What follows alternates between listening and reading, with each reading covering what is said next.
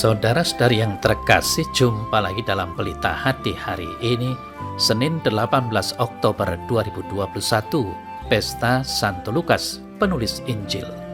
Bersama saya Romo Thomas Suratno SC dari Paroki Cilandak, Jakarta Selatan, mendengar dan merenungkan sabda Tuhan, yakni firman Tuhan yang tersurat dalam Injil Lukas, bab atau pasal 10, ayat 1 sampai dengan ayat 9.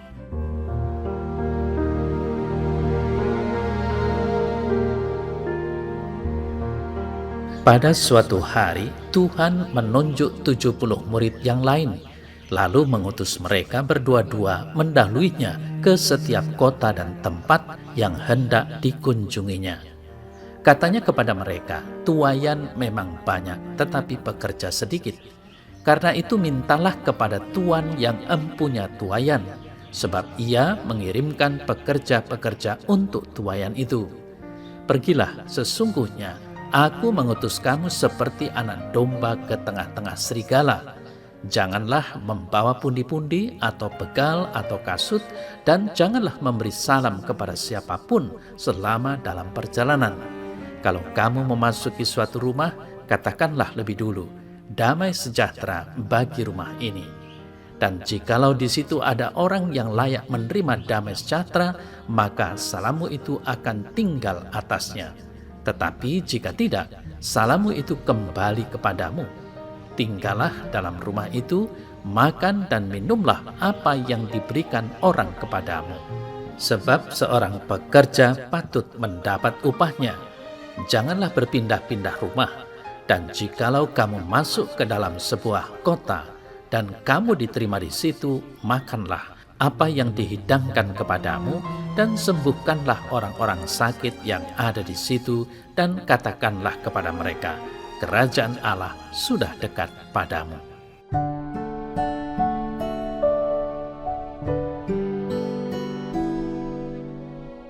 Saudara-saudari yang terkasih, sebagai orang beriman kita semua dipanggil untuk mewartakan kerajaan Allah atau Allah yang meraja alias kabar baik, apa-apa yang baik dan menyelamatkan. Dalam masa yang masih diwarnai kemerosotan moral hampir di semua bidang kehidupan bersama masa kini, tugas mewartakan kerajaan Allah sungguh berat dan menghadapi aneka tantangan dan hambatan serta masalah sampai ancaman untuk dibunuh. Sabda hari ini mengajak dan mengingatkan kita semua bahwa dalam mewartakan kerajaan Allah hendaknya bekerja sama serta tidak mengandalkan aneka macam sarana prasarana duniawi, melainkan diri kita sendiri sebagai orang beriman yang mengandalkan diri pada rahmat dan anugerah Allah. Maka marilah kita senantiasa bekerja sama dengan saudara-saudari kita dalam rangka menghayati panggilan atau melaksanakan tugas perutusan seraya mengandalkan rahmat atau kasih karunia Allah. Mengandalkan diri pada rahmat atau kasih karunia Allah berarti mengimani Allah yang hidup dan berkarya dalam ciptaan-ciptaannya, terutama dalam diri manusia yang berkehendak baik, tanpa pandang bulu atau sara. Cara hidup dan cara bertindak kita dimanapun dan kapanpun hendaknya berjiwa misioner, sehingga siapapun yang hidup bersama kita atau menyaksikan cara hidup dan cara bertindak kita tergerak untuk semakin beriman, semakin mempersembahkan diri seutuhnya kepada Allah dalam hidup sehari-hari.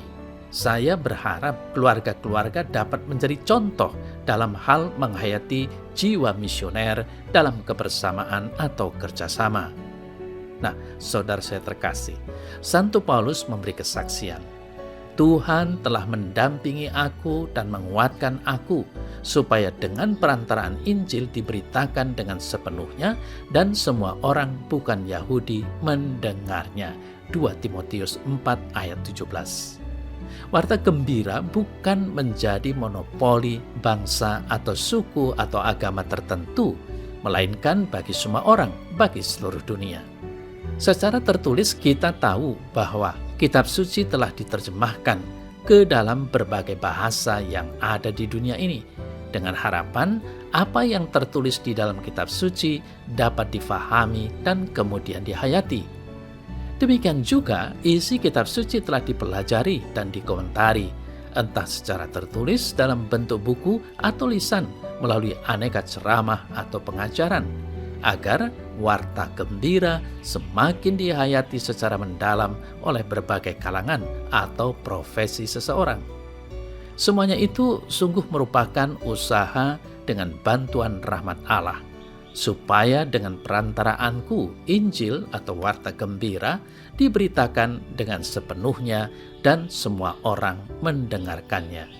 Maka saudara-saudara yang terkasih, dengan ini saya berharap hendaknya di dalam keluarga-keluarga sering dibacakan dan didengarkan apa yang tertulis di dalam kitab suci. Syukur dapat setiap hari walaupun bulan September, bulan kitab suci nasional telah lewat.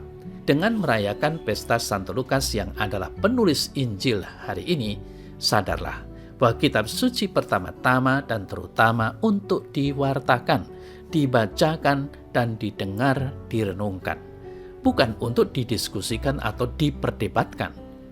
Maka dengan rendah hati saya harapkan bahwa apa yang saya sampaikan lewat renungan setiap hari sesuai dengan kalendarium liturgi Katolik hendaknya dapat juga difungsikan untuk didengarkan baik secara pribadi atau bersama keluarga, atau dapat juga dibagikan kepada sahabat, teman-teman, saudara. Marilah kita sungguh-sungguh percaya bahwa Allah senantiasa menyertai dan mendampingi perjalanan hidup panggilan dan tugas perutusan kita dimanapun dan kapanpun.